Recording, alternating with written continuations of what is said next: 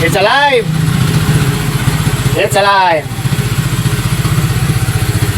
So yan mga idol, nasimulan na namin baklasin tong cylinder head ng Honda Click 150. So unang-unang assessment namin dito ng kasama ko is yung unang nakita namin is dito sa may cylinder head niya is yung rocker arm. So ang napansin namin dyan is parang baliktad ang pagkakabit at yung isang spring, yung intake is yung spring ng intake is baliktad po. So yung medyo matigas na part ng spring is nasa taas at yung malambot naman is nasa baba. So baliktad po yung pagkakalagay ng yung intake rocker arm spring niya po is baliktad. So ang nakataas po is yung medyo matigas na part ng spring at yung nasa baba is yung malambot na part ng spring. So yun pa lang po is mali na kaagad yung pagkakalagay. So dyan po nakikita nyo is medyo iba-iba na rin po yung washer na nilagay sa kanyang mga stud sa mga tornilyo, kaya yung apat na stud niya. So iba-iba na po yung mga tornilyo niya at yung mga washer niya. So sinimulan na namin baklasin yung kanyang cylinder head hanggang sa cylinder block. So diretso na namin nilinisan yan. So ang isa pang napansin namin dyan is yung nilagay nilang silicone.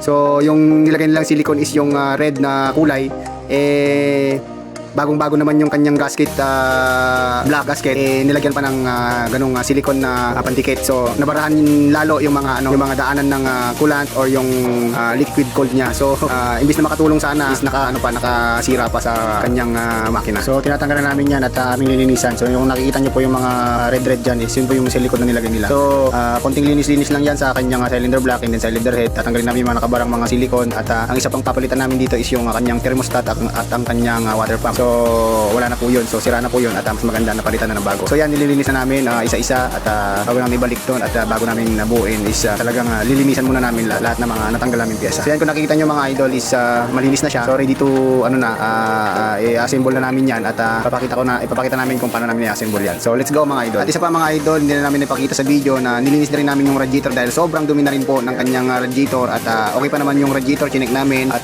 yun lang, konting linis lang sa may radiator at bagong coolant lang ilalagay at kailangan lang siyang i-bleed at palitan ng bagong coolant. Parang nakitaan kasi namin ng overheat yung motor, kaya chinek na rin namin yung radiator kung goods pa at titingnan natin kung gumagana pa at maayos pa yung kanyang radiator. So yan po, bali ang pinalitan na namin dyan is yung papalitan namin dyan is yung thermostat at saka yung kanyang water pump.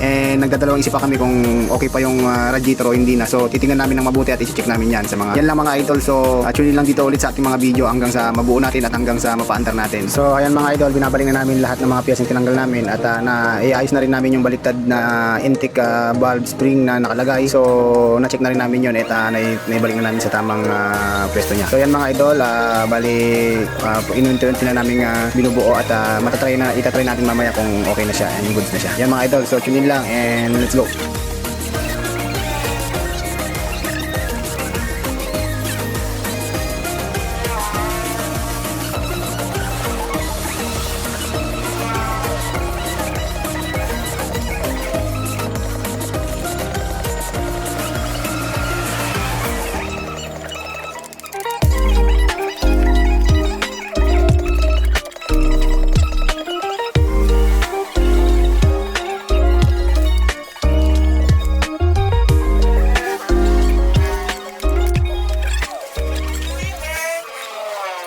Maandar na guys,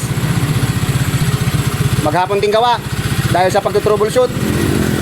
Yan mga idol. Alright, it's alive. It's alive.